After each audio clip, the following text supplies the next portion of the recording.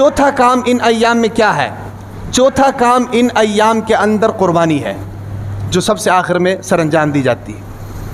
قربانی کرنا، اللہ تعالیٰ کے لیے جانور کی قربانی دینا، چوتھا کام ان ایام میں یہ ہے۔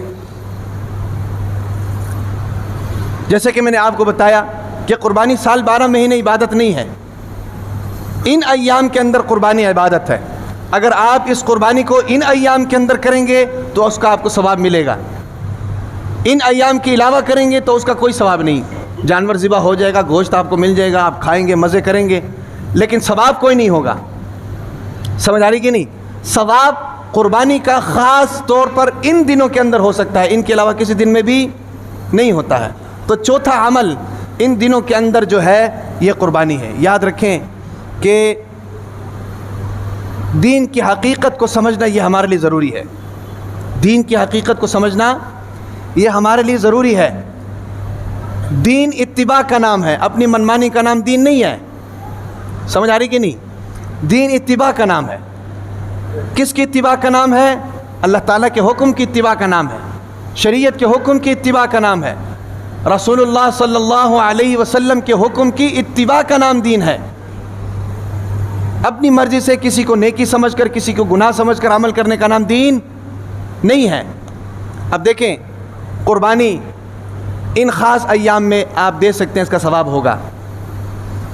آپ یہ کہیں کہ بھئی میں نے ان دنوں میں قربانی نہیں کرنی، میں کسی اور دن میں کر لوں گا، تو اس کا ثواب نہیں ہوگا۔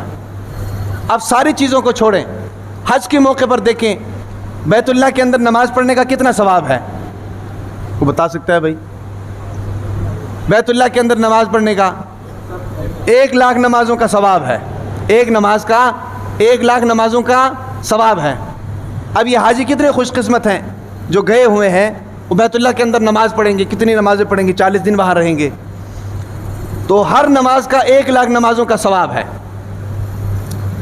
لیکن جب 8 ذی الحج کا دن آتا ہے تو اللہ تعالیٰ کا کیا حکم آ جاتا ہے؟ بیت اللہ کو چھوڑ دو، بیت اللہ کو چھوڑ دو، مینا کے اندر جاؤ۔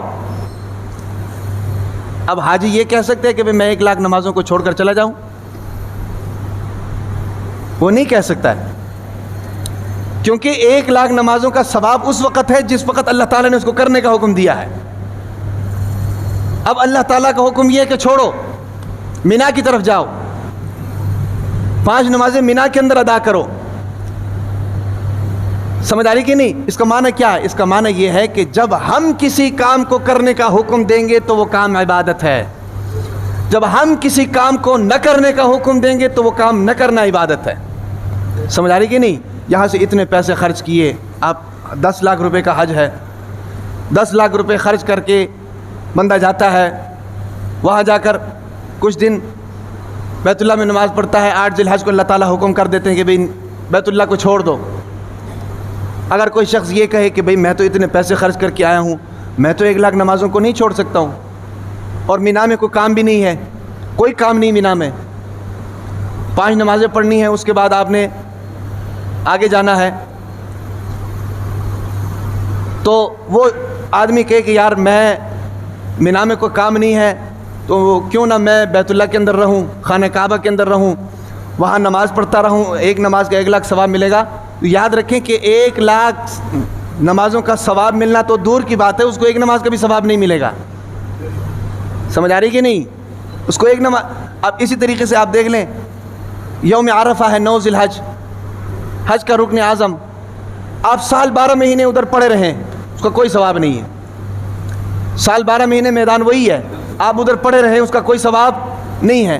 لیکن خاص دن میں، خاص وقت میں اللہ تعالیٰ کے حکم سے جائیں گے تو اس کا ثواب ہے، اس کے بغیر حج مکمل نہیں ہے۔ بھائی مینا کے اندر آپ آ جائیں، مینا کے اندر ایک جناب ستون بنا ہوا ہے جس کو کنکریاں مارتے ہیں حاجی، اس کو سال 12 مہینہ کنکریاں کیا جوتے مارتے رہیں، کوئی ثواب نہیں، کوئی ثواب نہیں۔ لیکن خاص دنوں میں ادھر آئیں گے، کنکری ماریں گے تو اس کا ثواب ہے۔ حج کے موقع پر یہی کچھ سکھایا جاتا ہے، حج کے موقع پر یہی کچھ سکھایا جاتا ہے کہ اپنی منمانی کو چھوڑو، تمہارے دلوں کے اندر جو بت بیٹھے ہوئے ہیں ان بتوں کو نکال کر باہر پھینکو۔ دین کی حقیقت سمجھائی جاتی ہے، سمجھ آ رہی کہ نہیں؟ کہ جس کام کا حکم ہم کر دیں وہ کام کرنا ثواب ہے، اور جس کام سے منع ہم کر دیں تو وہ اس کام سے رکنا ثواب ہے۔ سمجھ آ رہی کہ نہیں؟ یہ ہے دین کی حقیقت۔ اس کو کہتے ہیں قربانی، اس کو کہتے ہیں قربانی۔ قربانی اسی چیز کا نام ہے نا جی۔ اب حاجی حج کے موقع پر جناب طواف کر رہے ہیں، بظاہر دیکھو تو خالی گھوم رہے ہیں، صفا مروہ کے درمیان جناب چکر لگا رہے ہیں، مینا جا رہے ہیں، مزدلفہ جا رہے ہیں، عرفہ کے اندر جا رہے ہیں، ٹھیک ہے کہ نہیں؟ اب بظاہر دیکھا جائے تو صرف گھومنا پھرنا ہے۔ یہ کوئی آدمی پوچھے کہ یار یہ کیا کام کر رہے ہو، اس میں کیا فائدہ ہے؟ یاد رکھیں کہ یہی دین کی حقیقت ہے کہ اللہ تعالیٰ کے حکم کے اوپر سر خم تسلیم کر دیں، فائدہ نظر آئے نہ آئے۔ خالق اور مخلوق کی محبت میں کوئی لاجک نہیں ہے، سمجھ آ رہی کہ نہیں؟ خالق اور مخلوق کی محبت میں کوئی لاجک نہیں ہے۔ جب خالق نے حکم کر دیا، مخلوق کا کام ہے سر خم تسلیم، بس سمجھ آئے نہ آئے۔